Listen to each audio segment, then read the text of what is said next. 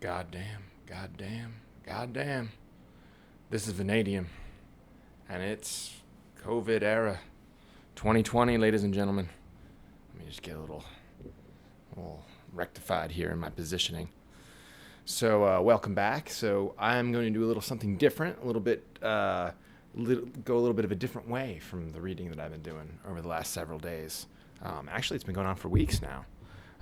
So I'm going to actually answer some viewer emails, just as a little change of pace, because, honestly, I find it's kind of hard reading aloud like that, especially for a long period of time without screwing up constantly. So I'm impressed with myself, and I want to take a little bit of pressure off and do something where we could just be a little bit more extemporaneous, if you will. So I've gotten, over the last few months, some interesting emails, messages submitted to my website, christopherrankin.net. So feel free if you want to leave a message up there. So I'd love to hear from you. So I have a few emails that I thought I could just kind of answer. I won't address anybody that wrote in specifically because not everybody really left their names, and I'm sure sometimes it's been a while with some of these, so I just don't want to bring up anybody's names. But I will read some of the more interesting emails. So I'm going to call this a section of the podcast / program, Vanadium Answering the Mail. So, okay. So this is quite relevant. How has COVID impacted your life and career? Wow.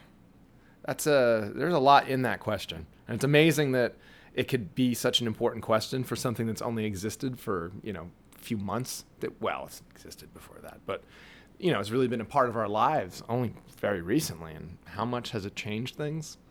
Well, the thing I find most significant, because I don't like to just classify things as good or bad, because I don't know. It leads to poor mental health, in my opinion, because things are labeled bad too easily. So I like to change it up a little bit and try to really get in the weeds more and try to get in, not be so black and white in my thinking.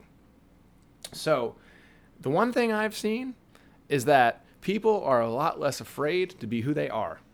They've been afraid of the virus, a lot of them, but they are not being as afraid to be who they are.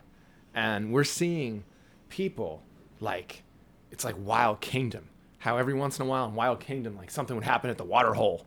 And all the animals, you'd have crocodiles, you'd have buffalo, giraffes, and everybody's sort of angling for survival and doing their own little dance with nature in order to survive. And, at the same time, live their life and procreate and eat and do all the kinds of other things you need to do to survive and not just hide from a 50 nanometer virus. But anyway, I don't want to get off topic. So how has it impacted my life is that now I realize and I just see how wonderful people can be and how heroic and but on the other hand, these 2-bit hustlers out there, these motherfuckers, and you know who I'm talking about. I could go by the list, but I'll be screaming inside of 5 minutes. But I'm talking about a lot of the people on TV. Let's just leave it at that. And also in your life, these 2-bit fucking sharks and hustlers. And now they are 20 times as shameless as they used to be. That doesn't make mathematical sense. But they have zero shame now, or less than zero shame now. And they are just in their fucking element. Although they're still, a lot of them are, interestingly enough, scared shitless of this poor little virus.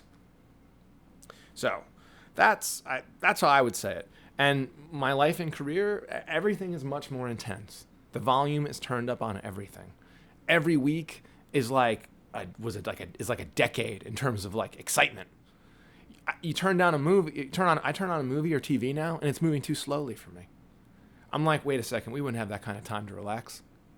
So that's how it's impacted my life. I like this one a lot. This has become relevant at work and throughout my career. Is silica, SiO2, or sand, as they're kind of the same? Well, there are some sands that actually are based on zirconia, which is a little bit different. But yeah, a lot of sand is silica. It's SiO2. Is it toxic? Well, yes and no. So it can be in certain particle sizes and certain crystal types. So you can have like certain crystal structures that can form, and based on the conditions where all these elements come together. Sometimes, like in crystalline forms, yes, it can be quite toxic, and it can lead to something called silicosis. However, most of the silica you're going to come in contact with in your everyday life is something that's called fumed silica, which is something that's basically it's a synthesized version where you essentially burn something like silicon tetrachloride or something like that, and you can actually get these tiny little amorphous. They're very glassy. Instead of having a crystal structure, they're glassy, and it's not toxic at all. And it's an additive in just basically like half the things that you're using as health products. And probably a lot of the things that you eat, one of those weird named things in there has silica is probably a component in it, or like some kind of stabilizer or something. So there's flow modifier. So it's it's in everything. So to call it toxic, no, you may not. All right. So, I like this one. What book are you working on? What's it about? Well, I'm really excited because I'm kind of finishing the last the tail end of the last book of a kind of trilogy of sorts. And the book's called I Speak for the Devil. And it's the first book I've written in first person. So it's taking me a lot longer to write. I find it much more difficult to write in first person. But I think that it adds a really unique, it's very different than anything I've ever written, but I actually think it's going to be the best. I really hope it all comes together, because the story is really interesting. It's about a kid who grows up with a crazy religious background, and his mother gets convinced that he's a devil, so actually abandons him to like this hardcore Bible, like basically internment camp, and it's headed by an evil priest called Father Suffering. And then it's his experiences when he's young, kind of basically like an orphan. And then the second book is going to be his introduction to trying to live on his own as part of a gang and on the streets of Los Angeles. And he eventually kind of becomes part of this gang and becomes sort of a consigliere of sorts, like a Robert Duvall was in The Godfather. He's not a gangster. He's in the gang, but he's more of like an intellectual leader. And it's really interesting what happens in the gang. And I've always been really interested in gangs and the way that they are a lot of times a supportive family structure for a lot of young people. And I've never been formally a part of one, but I'm not somebody who's going to just be simple-minded and just say the gang is just evil, because they're necessary. And I think society would have crumbled a long time ago if young people didn't have something like that. So that second part of the book I'm really pleased with kind of how that turned out. The third part is going to be the protagonist of the book, who's going through his life, is now trying to get a job. So he's actually, at the same time being in gang life, he's gotten through school and he's become a scientist. And he is eventually, he realizes he's being followed by a serial killer. And also, an FBI profiler who's following the serial killer takes a real interest in him. And it's about their interaction most of the book. This is going to be a heavy dialogue sort of book, kind of a romantic book. And that's going to be, so the books basically are kind of titled, part 1 is Father Suffering. Part 2 is Yet to be Determined. And part 3 is going to be called The Werewolf of Westwood, which is the name of the serial killer who's hunting our great protagonist. So let me read the next question here. Okay. So, and this goes along with it. So, what about sequels to Creating Monsters and Anne Marie's Asylum? Well, those are being worked on in my head. So I realize it's been too long, but I have been dreaming about these sequels so much, and I've been obsessed with the idea that they have to be 100 times better in every way. They have to be more original than the originals. So that's a lot of pressure. And I had to essentially kind of get away from the first ideas that I had about what I would do with a sequel. I had to live a crazy life for a while and see a bunch of crazy things and change as a person. and revolutionize my view of how I'd write the sequel. And I think I have it. I have it written out, sort of an outline form. It's the first time I've ever done that with books, really. So those are going to be coming out. I'm hoping that in 2021, I'm just going to try to knock both those bad boys out. But the Creating Monsters, I have to admit that there needs to be some work on that book. So I'm also going to polish that one up, and I'm going to re-release that with the sequel. And that's my promise to the viewers.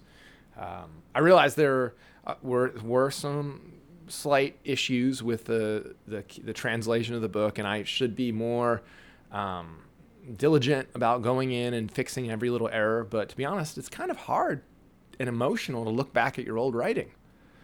Right now, reading Break the Bastion is starting to kind of get to me a little bit, and I'm kind of happy to take a break because the book I forgot how intense and how dark it is. And there is a scene coming up that I don't know that I'm going to be able to read. I don't know how I'm going to do it because I'm going to seem like I'm going to cry or something. It's going to be embarrassing. Not that I think anybody should be embarrassed about crying, but just on a video or something right now in COVID 2020, I feel like that's not the way to answer the mail.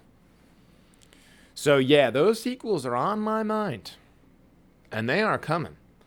And I will not give up. And I'm going to do audiobooks for those. And I'm hopefully going to be able, my brother do all those because you got to hear some of the audio skills this kid has. I'm glad this is happening first because you wouldn't even be able to listen to this if you'd heard my brother. But anyway. Oh, this is my favorite last question here. All right, before I get to this question, I would just like to say that this is just a regular iPhone and it has one of these flip book things. So I was one of those guys that had a naked phone, like Neil deGrasse Tyson said that, you just have that glass and that metal in your hand, and it's wonderful, and it is. Trouble is, I fucking dropped it, and these things aren't cheap. So I kind of got this little kind of book thing. So, and also you can kind of hold it. So I'm a big fan of these things, and I'd say that if somebody's debating on getting something like this for your phone, I would say pull the trigger. Nothing to be embarrassed about. I feel like it is sort of like an old woman's coin purse, but whatever, man. Who am I trying to impress these days? I'm an old man now. Okay, so this is the question that it's going to be a short answer. Okay, are you a homosexual? Oh, I wish. No. I'm a married man. I'm a happily married man. My wife hates me, but I'm a happily married man, and I guess I have to say no. It's to a woman. I'm straight, and I gotta say though that if there was an ability for me to be a homosexual, it would have happened years ago. I would have willed it to happen if it was possible. If it was within the bounds of my will, I would have willed it. So I'm telling you, it's ingrained. For anybody that has any doubts in 2020 about whether that's because I would choose that. I love my wife, and but I would just say that's whatever. So no, I'm not. I'm a straight, as they call them, which I don't know. I don't like the sound of that. Straight seems like, I don't know, like kind of like a churchy or something. I don't know. I don't like that term straight. It means like everybody else is crooked. I don't know, man. We're all crooked. I don't know. I don't like it. So I like homosexual and heterosexual. They're very cumbersome, sort of, as words, but they're kind of funny. So I like them. I'm just going to use those words. Gay, I don't know. I don't know how that came to be a term for homosexuality. Maybe it's because a lot of the dudes that I know that are gay are quite happy. I don't know what I'm talking about. So that was Vanadium answering the mail. So feel free to drop a message on my website, which will go directly to me. I will probably see it. And although there have been a few times it's been caught in my junk mail, so I will always answer the mail. Unless it's a question like, actually, even if you're asking me like, why are you such a fucking asshole? I would actually try to address that. So no, any question, do it. So you throw them at me. And, also what I really like, any kind of questions that are weird about science or like understanding the world or something, write it. And even if I don't know, I'll look it up and pretend like I knew the whole fucking time. And I'll read the answer out. And I'll be articulate like I'm just off the top of my head. But anyway, it'll still serve the same effect. We'll be able to talk about it and we'll both be able to learn. So feel free to send that in. All right. So on another note, can we stop with the fucking virus? Please. I don't know who's listening to this. Maybe the world overlords, the archons, Hillary.